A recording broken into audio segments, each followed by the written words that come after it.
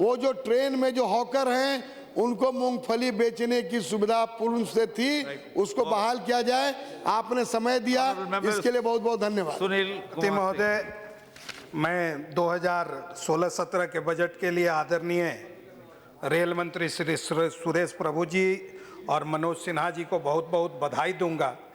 और चूंकि आपके पास और हम सबों के पास समय का अभाव है, तो मैं उस चर्चा में न जाके सीधे अपने क्षेत्र पर आता हूँ। मैंने पहले भी बार बार आग्रह किया है कि मैं मेरे क्षेत्र का चतरा गया रेल लाइन परियोजना जो 2006-07 से ही बनने की प्रक्रिया में है और आज तक नहीं बना है, मैं माननीय मंत्री जी से आग्रह करूंगा कि उस पर ध्यान दें। इसके अतिरिक्त बरवाडीह चिरीमिरी रेल लाइन, जिसको श्री राकेश जी ने चर्चा की शुरुआत करते हुए रखा था और जो पिछले 80 साल से लंबित है। उसके बाद मैं चतरा शिवपुर टोरी रेल लाइन जो कोल कनेक्टिविटी के अंतर्गत आता है, उसके लिए आग्रह करूंगा। फिर मेरे क्षेत्र का 2 रेलवे रेल ओवरब्रिज, एक टोरी स्टेशन के निकट चंदवा टोभी पथ पर, एक लातेहार स्टेशन के निकट लातेहार सरजू पथ पर, और फुट ओवरब्रिज बड़वाडी जंक्शन पर, छिपादोहर रेलवे जंक्शन पर और महुआ मिलान स्टेशन पर। इसके साथ साथ मैंने कुछ यात्री सुविधाओं के लिए माननीय मंत्री जी को पत्र लिखा था, महुआ मिलान, टोरी, लातेहार और बरवाडी क्षेत्र।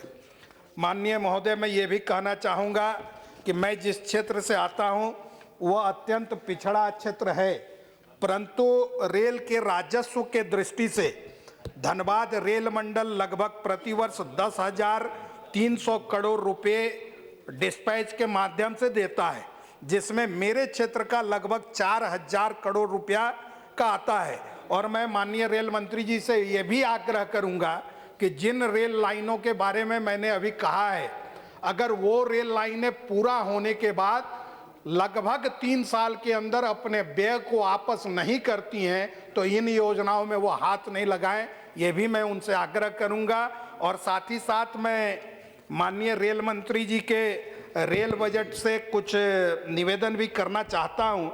चूंकि समय नहीं है, इसलिए मैं सिर्फ उल्लेख कर दूंगा कि आपने पेज 46 के 16 नंबर पर कहा है कि आर्थिक दृष्टि से व्यवहारिक रेल परियोजनाओं को अब फंड मिलने का पूरा भरोसा है और अगले 3-4 साल में ये योजनाएं पूरी हो जाएंगी।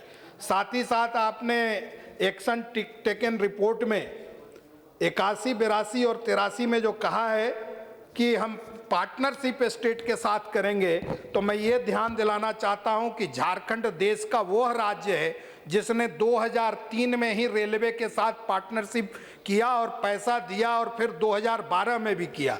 इसलिए इन योजनाओं को जरूर ध्यान में रखें।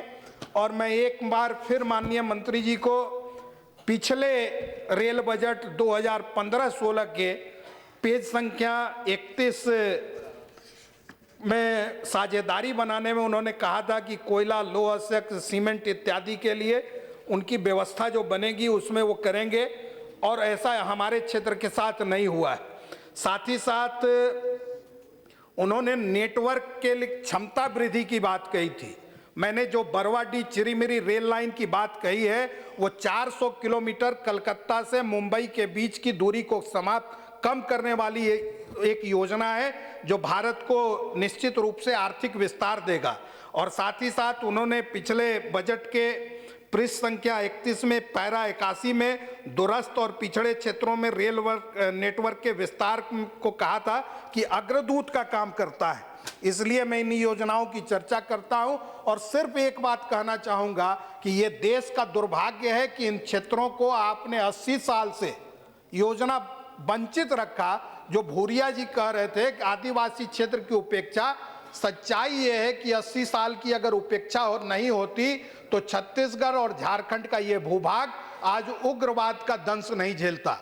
इसलिए सभापति जी, आपके माध्यम से मैं माननीय मंत्री जी से आग्रह करूंगा कि चतरा लोकसभा की ये जितनी लंबित परियोजनाएं हैं वो पूरे पूर्वोत्तर और पूर्व भारत को आर्थिक विकास की दिशा देगी। इसलिए मेरा आग्रह होगा कि आप इन योजनाओं को माननीय मंत्री जी के माध्यम से पूरा करवाएं। अंत में एक बार फिर एक सार्थक और अच्छे बजट के लिए विपरीत स्थितियां रहने के बाद भी एक अच्छा बजट लाने के लिए मैं माननीय मंत्री सुरेश प्रभु जी और मनोज सिन्हा जी को बहुत बहुत बधाई देते हुए अपनी बात को समाप्त करूंगा। धन्यवाद।